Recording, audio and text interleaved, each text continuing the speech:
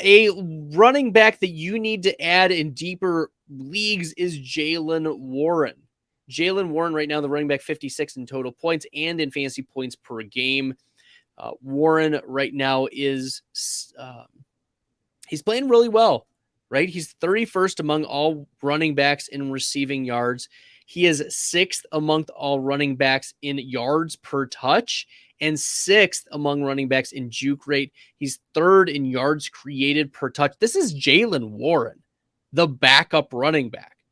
When he touches the ball, he is electric. He's almost Kadarius Toney when it comes to the way he just moves around the field. And you're thinking to yourself, like, wow, he's is he moving around really well? Yeah, Jaylen Warren is just juking everybody. 6th among running backs in juke rate, 3rd in expected points added, and he gets a lot of carries against a light front, which he takes advantage of. He gets 5 yards per carry and 5 yards per carry on the season. So he's been efficient. He's made the most of his moves, right? And this was the first game that we saw. Oh, actually, this is the second game where we've seen double-digit touches.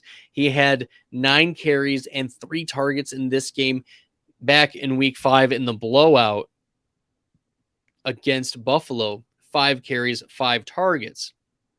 So he set a season high in total yards. He's had at least 75 yards each of the last 2 games. He's had at least 10 fantasy points 3 of the last 5 games. So Jaylen Warren is a very interesting player, especially because there's been some rumblings now that Najee Harris's lack of production coming into week 10 was due to the Liz Frank injury that he's been managing. Now, Najee Harris had 99 rushing yards on 20 rushes.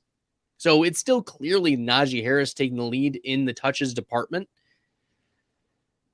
But Jaylen Warren is a very electric running back, and he needs to be added off your waiver wire. As I mentioned, he's got good efficiency. He's been producing on those limited touches.